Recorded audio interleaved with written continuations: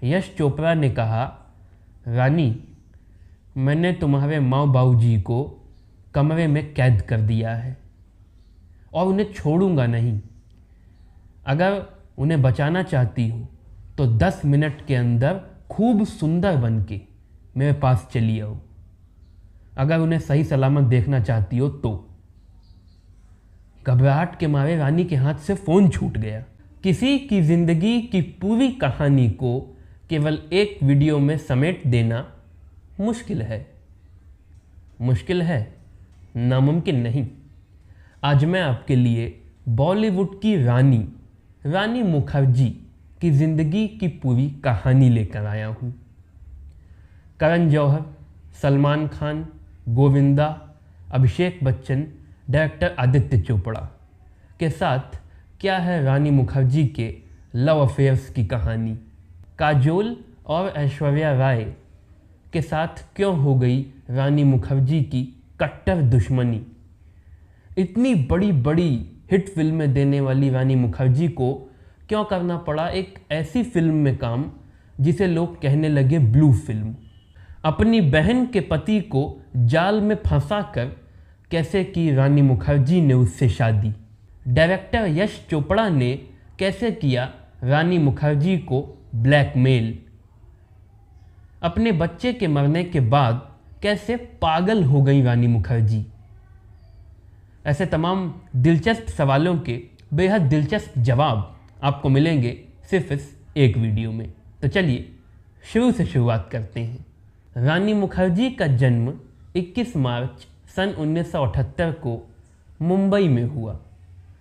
रानी का परिवार यानी मुखर्जी समर्थ परिवार पूरा फिल्मी था। रानी के पिता राम मुखर्जी फिल्म डायरेक्टर थे। उनकी माँ कृष्णा मुखर्जी प्लेबैक सिंगर थी। मशहूर एक्ट्रेस शोभना समर्थ, तनुजा, नूतन भी उनके परिवार का हिस्सा थी। काजोल उनकी बहन थी। जब रानी पैदा हुई तो हॉस्पिटल की नर्स ने उन्हें एक दूसरे बच्चे के साथ बदल दिया। अब ये गलती थी या जानबूझ के, लेकिन माँ तो माँ होती है। रानी की माँ ने शोर मचाया कि ये उनका बच्चा नहीं है। ढूंढाई शुरू हुई तो आखिर रानी एक ऐसे कमरे में मिली जहाँ एक सिख परिवार था जो बेहद गमगीन था, क्योंकि लगातार 8वीं बार उनके यहाँ लड़की पैदा हुई थी। उसका ये गम खुशियों में तब्दील हो गया जब उन्हें मालूम चला कि ये बच्ची उनकी नहीं है, उनके यहाँ तो इस बार आखिरकार लड़का हुआ है। इस तरह परिवार को रानी और रानी को उनका परिवार मिला। रानी काफ़ी छोटी थी, इसलिए रानी की माँ उन पर ज़्यादा ध्यान देती थी। इसीलिए रानी के बड़े भाई राजा को बहुत जलन होने लगी थी। ये जलन एक बार तो इतनी बढ़ गई कि वो रानी को जान से मारने का सोचने लगे थे। रानी ने मानिक जी कूपर हाई स्कूल से स्कूल की पढ़ाई की, फिर SNDT कॉलेज से होम साइंस में ग्रेजुएशन किया। रानी का परिवार भले फिल्मी था, लेकिन रानी का फिल्मों में काम करने का कोई इरादा नहीं था। आमतौर से फिल्मी परिवारों के वो बच्चे जो फिल्मों में शामिल नहीं होना चाहते, डॉक्टर या इंजीनियर बनने का ख्वाब देखते हैं। लेकिन रानी इंटीरियर डिज़ाइनर या टीचर बनना चाहती थी। 16 साल की थी जब राइटर सलीम खान, जो अपनी डायरेक्टोरियल डेब्यू फिल्म बना रहे थे आ गले लग जा, उसमें उन्होंने रानी को हीरोइन का रोल ऑफर किया। लेकिन रानी ने काम नहीं किया। पहले तो रानी का मन नहीं था, दूसरा रानी के पिता ने मना कर दिया कि वो बहुत छोटी है। 2 साल बाद सलीम खान एक और फिल्म प्रोड्यूस कर रहे थे, उसमें उन्होंने हीरोइन का रोल रानी को ऑफ़र किया। रानी का इस बार भी मन नहीं था, लेकिन इस बार उनके पिता ने उनसे कहा कि उन्हें काम करना चाहिए। रानी ने अपनी माँ से मदद मांगी तो उन्होंने भी कहा कि एटलीस्ट ट्राई कर लें, नहीं अच्छा लगेगा तो आगे कंटिन्यू नहीं करेंगी। रानी को समझ नहीं आ रहा था कि उनका परिवार फिल्म में काम करने के लिए उन पर दबाव क्यों बना रहा है। दरअसल रानी को हकीकत पता नहीं थी। रानी के परिवार में ज़बरदस्त फाइनेंशियल क्राइसिस चल रही थी। और जल्दी ही उनके पिता की एक बड़ी महंगी सर्जरी होने वाली थी, तो उसके लिए पैसों की ज़रूरत थी। 18 साल की उम्र में 16 अक्टूबर सन 1996 को रानी मुखर्जी ने एक साथ 2 फिल्मों से डेब्यू किया। बंगाली फिल्म बियर फूल से बंगाली सिनेमा में और राजा की आएगी बारात से बॉलीवुड में। राजा की आएगी बारात बहुत बुरी फ्लॉप हुई, लेकिन रानी की परफॉर्मेंस की ज़्यादा तारीफ हुई। रानी मुखर्जी की पहली कमर्शियली हिट फिल्म साबित हुई 1997 में रिलीज़ होने वाली फिल्म गुलाम। इसमें रानी का रोल छोटा था, लेकिन आमिर खान और उन पर जो गाना फिल्माया गया आती के खंडाला, ये बहुत मशहूर हुआ, बड़ा पॉपुलर हुआ। वैसे भले ही रानी की ये फिल्म हिट हो गई थी, लेकिन इंडस्ट्री में अभी उन्हें अच्छी नज़र से नहीं देखा जाता था। रानी के मुताबिक ऐसा इसलिए था क्योंकि वो छोटे कद की थीं, डार्क कॉम्प्लेक्स की थीं और उनकी आवाज़ जो बड़ी खविश भरी थी, जिसे इंडस्ट्री में कर्कश कहा जाता था, बहुत बुरा माना जाता था। इतना कि डायरेक्टर विक्रम भट्ट ने गुलाम में रानी की असल आवाज़ को गायब कर दिया और उनके डायलॉग्स एक वॉइस आर्टिस्ट से डब करवा लिए। रानी मुखर्जी का असल ब्रेक थ्रू माना जाता है साल 1998 में रिलीज़ होने वाली मशहूर फिल्म कुछ कुछ होता है, जिसमें उन्होंने टीना का किरदार निभाया, जो लोगों को बेहद पसंद आया। बेवकूफ़ी की ट्विंकल खन्ना ने, करिश्मा कपूर ने, करीना कपूर ने जो टीना का किरदार ठुकरा दिया। भले ही ये किरदार छोटा है, फर्स्ट हाफ के पहले ही ख़त्म हो जाता है, लेकिन क्लाइमैक्स तक इसका इम्पैक्ट बना रहता है, लोगों को याद रहता है। रानी मुखर्जी इस बात के लिए भी शुक्रगुजार हैं कि डायरेक्टर करण जौहर ने उस वक्त पूरी इंडस्ट्री की खिलाफत करते हुए रानी की असल आवाज़ को फिल्म में जगह दी। हालांकि इस फिल्म से रानी का अपनी चचेरी बहन काजोल से पंगा हो गया। दरअसल काजोल अंजलि का नहीं, टीना का किरदार निभाना चाहती थी। ये शॉकिंग लगता है क्योंकि काजोल अंजलि के किरदार में इतना फिट बैठती है कि आदमी सोच ही नहीं पाता, मगर काजोल टीना का किरदार निभाना चाहती थी। करण राजी नहीं थे बिल्कुल, टीना का किरदार वो रानी से ही करवाना चाहते थे। तो इसके बाद काजोल रानी से नाराज़ हो गई और कहा जाता है कि कुछ कुछ होता है कि रिलीज़ होने के बाद करण जौहर और रानी मुखर्जी के अफेयर की खबरें मीडिया में जो बड़ी छाई थीं, वो काजोल की वजह से ही थी। मीडिया रिपोर्ट्स के मुताबिक रानी को काजोल की यह हरकत पता लग गई और इसके बाद रानी मुखर्जी और काजोल के बीच दुश्मनी हो गई, जो आज तक जारी है। कुछ कुछ होता है के बाद रानी मुखर्जी को लगा कि आखिर उनका टाइम आ गया, अब उनका कैरियर चल पड़ेगा। मगर 1998 से 2001 के बीच रानी मुखर्जी ने मेहंदी, हेलो ब्रदर, बादल, बिच्छू, हे राम, हद कर दी आपने, चलो इश्क लड़ाएं, प्यार दीवाना होता है, चोरी चोरी चुपके चुपके, कहीं प्यार ना हो जाए, हर दिल जो प्यार करेगा जैसी जितनी फिल्में की सब महा फ्लॉप हुई, एकदम बेकार। अच्छा, फिल्में तो बेकार गईं, मगर बवाल बहुत हुए, कंट्रोवर्सीज खूब हुई। जैसे फिल्म हद कर दी आपने की शूटिंग के दौरान मीडिया के मुताबिक रानी मुखर्जी और गोविंदा के बीच अफेयर शुरू हो गया। एक पत्रकार ने तो गोविंदा को रात के वक्त नाइट ड्रेस में रानी मुखर्जी के रूम में बेड पर दोनों को एक साथ देख लिया। इस खबर से तो मीडिया हिल गया। गोविंदा की गृहस्थी में तो भूचाल आ गया। उनकी पत्नी सुनीता उन्हें छोड़कर चली गई। गोविंदा अपनी पत्नी को मनाने के लिए गए तो उन्होंने रानी को छोड़ दिया। रानी से जब इस बारे में सवाल पूछा गया तो उन्होंने बस एक ही बात कहा कि गोविंदा उनके सबसे बड़े हमदर्द हैं। कहीं प्यार ना हो जाए फिल्म की शूटिंग के दौरान रानी मुखर्जी और सलमान खान के अफेयर की भी बहुत खबरें चली, चोरी चोरी चुपके चुपके। पर तो ये आरोप लग गया कि इसमें अंडरवर्ल्ड ने पैसा लगाया है। तो इसकी तो रिलीजिंग में भी बहुत लफड़ा हो गया था। इतनी नाकामयाबियों से रानी बहुत निराश हो गई। अपने फिल्म कैरियर से अब उन्हें कोई उम्मीद नहीं थी। 8 महीने हो गए थे और वो घर पे बैठी थी। रानी की माँ, उनके पिता उन्हें समझाते थे पर मानती ही नहीं थी। एक दिन डायरेक्टर प्रोड्यूसर यश चोपड़ा ने रानी को फ़ोन किया और उन्हें अपनी फिल्म साथिया में हीरोइन का रोल ऑफ़र किया। रानी इसके लिए भी राज़ी नहीं थी, तो रानी के पेरेंट्स रानी की ओर से यश साहब को मना करने उनके ऑफिस गए। थोड़ी देर के बाद रानी के पास एक फ़ोन आया। फ़ोन पर यश साहब थे। यश चोपड़ा ने कहा, रानी, मैंने तुम्हारे माँ बाबूजी को कमरे में कैद कर दिया है और उन्हें छोड़ूंगा नहीं। अगर उन्हें बचाना चाहती हो तो 10 मिनट के अंदर खूब सुंदर बन के मेरे पास चली आओ। अगर उन्हें सही सलामत देखना चाहती हो तो।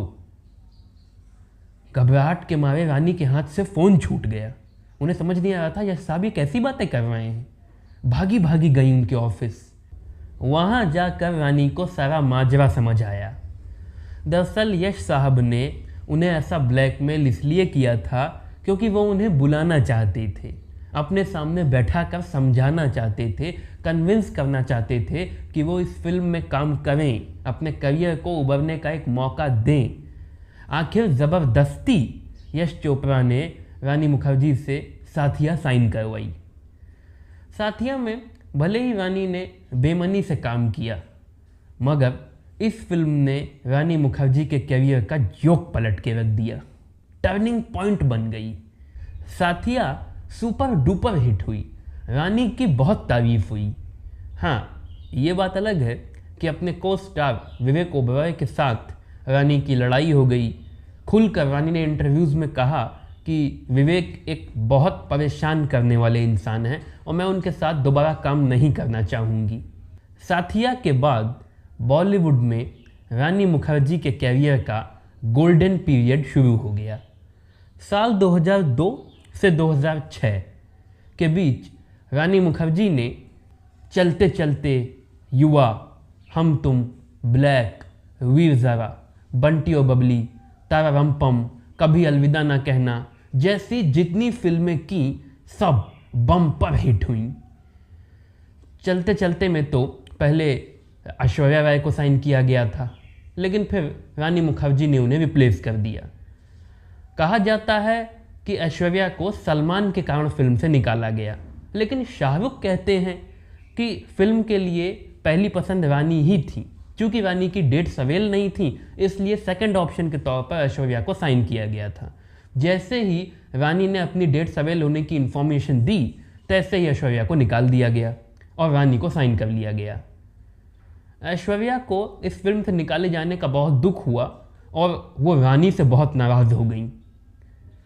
युवा और हम तुम में काम करके रानी ने बॉलीवुड में एक ऐसा रिकॉर्ड बनाया जो आज तक कोई नहीं बना सका। एक ही साल में उन्होंने फिल्म फेयर बेस्ट एक्ट्रेस का अवार्ड भी जीता और film fair best supporting actress का अवार्ड भी जीता। बेस्ट एक्ट्रेस का अवार्ड हम तुम के लिए सैफ अली खान के साथ उनकी जोड़ी को बहुत पसंद किया गया, और युवा में बेस्ट सपोर्टिंग एक्ट्रेस के लिए अभिषेक बच्चन के साथ उनकी जोड़ी को बहुत पसंद किया गया। आँखों से की जाने वाली सेंसिटिव एक्टिंग देखनी है तो वीर ज़ारा में रानी मुखर्जी को देखिए। पाकिस्तान के राष्ट्रपति परवेज़ मुशर्रफ ने भी देखा। इसके बाद जब वो हिंदुस्तान आए तो वो रानी मुखर्जी से मिले और एक पाकिस्तानी का इतना अच्छा किरदार निभाने के लिए उन्होंने रानी को बधाई दी। ब्लैक में रानी मुखर्जी की एक्टिंग की बहुत तारीफ हुई। फिल्म फेयर ने रानी की परफॉर्मेंस को 80 most all time iconic performances की लिस्ट में शुमार किया। संजय लीला भंसाली कहते हैं कि इस जन्म में वो चाहे जितनी भी बार ब्लैक की रीमेक बनाएंगे उसमें रानी को ही वो किरदार देंगे, क्योंकि रानी के अलावा वो किरदार कोई निभा ही नहीं सकता। ब्लैक के लिए रानी को film fair best actress award मिला और फिल्म फेयर क्रिटिक अवार्ड भी मिला। एक ही फिल्म के लिए ये 2 अवार्ड्स पाकर रानी ने एक ऐसा रिकॉर्ड बनाया जो आज तक नहीं टूटा है।